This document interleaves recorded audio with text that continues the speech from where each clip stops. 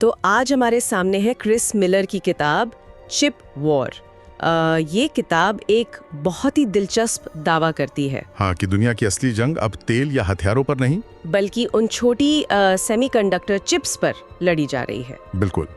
ये छोटे से दिखने वाले चिप्स असल में वैश्विक शक्ति, टेक्नोलॉजी, यहाँ तक कि अर्थव्यवस्था का भविष्य तय कर रहे हैं। तो आइए इसी जटिल दुनिया को थोड़ा समझने की कोशिश करते हैं आज। जरूर। तो कहानी शुरू होती है शायद 1950-60 के दशक में अमेरिका से। हाँ बिल्कुल। बेल लैब्स में ट्रांजिस्टर बना, फिर फेयरचाइल्ड सेमीकंडक्टर जैसी कंपनी आई और सिलिकॉन वैली की नींव पड़ी। शुरुआत में तो शायद ये सिर्फ कैलकुलेशन वगैरह के लिए थे, है ना? हाँ, शुरू में तो वही मकसद था, लेकिन बहुत जल्दी समझ आ गया कि इनकी अहमियत कहीं ज्यादा है। कंप्यूटर्स में, सैटेलाइट्स में, मिसाइल गाइडेंस सिस्टम्स में भी। हाँ बिल्कुल। और यहीं पर इंटेल के गॉर्डन मोर ने वो बात कही जिसे हम मोर का नियम करते हैं। हाँ, सुना है हर 2 साल में चिप्स की क्षमता दोगुनी और कीमत लगभग आधी। ये सिर्फ एक भविष्यवाणी नहीं थी, ये इंडस्ट्री के लिए एक लक्ष्य बन गया। और इसी रफ्तार ने डिजिटल क्रांति को हवा दी। कमाल है। हाँ, लेकिन इसने एक भयंकर तकनीकी दौड़ भी शुरू कर दी। अच्छा, अमेरिका ने चिप डिजाइन में तो अपनी पकड़ बनाए रखी, जैसे इंटेल, एनवीडिया आज भी बड़े नाम है। बिल्कुल, डिजाइन में तो वो लीडर रहे, पर मैन्युफैक्चरिंग मतलब चिप बनाने का काम वो धीरे धीरे एशिया चला गया। ऐसा क्यों हुआ? इसके कई कारण थे। एक तो लागत कम करना था, एशिया में लेबर सस्ता था, नियम थोड़े आसान थे शायद।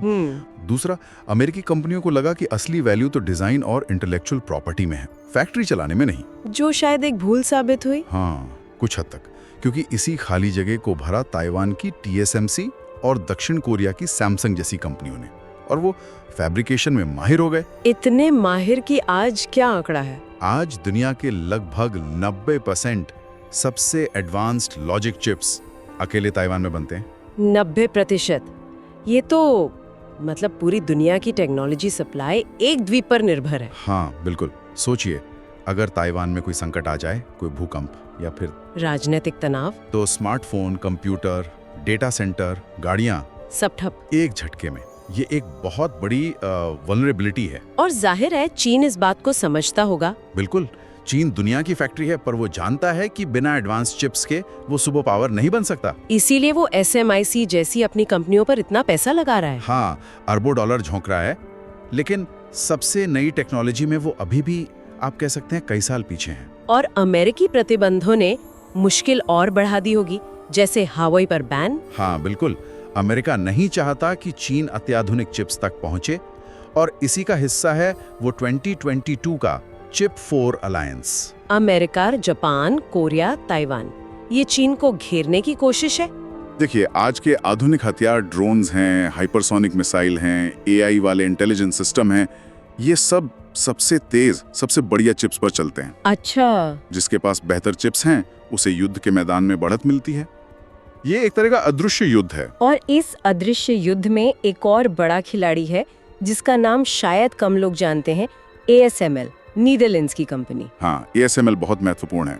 वो इसलिए क्योंकि ये दुनिया की इकलौती कंपनी है जो EUV यानी एक्सट्रीम अल्ट्रावायलेट लिथोग्राफी मशीनें बनाती है। और ये मशीनें क्यों खास है? क्योंकि आज के सबसे छोटे, सबसे पावरफुल चिप्स बनाने के लिए यही मशीनें चाहिए। एक मशीन की कीमत कई $100 मिलियन होती है। बाप रे। और अमेरिका लगातार नीदरलैंड्स पर दबाव बना रहा है कि ये टेक्नोलॉजी चीन को न दी जाए। तो लड़ाई अब चिप्स से आगे बढ़कर उन्हें बनाने वाली मशीनों तक पहुंच गई है। बिल्कुल। सप्लाई चेन के हर हिस्से पर कंट्रोल की लड़ाई है। और अब इस पूरी रेस में भारत भी शामिल हो रहा है ना, make in India, semicon India program. हाँ, भारत भी कोशिश कर रहा है कि इस ग्लोबल सप्लाई चेन में अपनी जगह बनाए। माइक्रॉन जैसी कंपनियां आ रही हैं, सरकार सब्सिडी दे रही है। ये जरूरी भी है शायद, दुनिया अब 1-2 देशों पर निर्भर नहीं रहना चाहती। सही बात है, डाइवर्सिफिकेशन जरूरी है, लेकिन भारत के लिए चुनौतियां भी हैं। इंफ्रास्ट्रक्चर तैयार करना, स्किल्ड लोग चाहिए, और इस इंडस्ट्री में लगातार बहुत भारी निवेश लगता है। और एक और बात, चिप बनाने के लिए जो रेयर अर्थ मटेरियल और खास केमिकल्स लगते हैं, उनकी सप्लाई भी कुछ ही देशों के हाथ में है।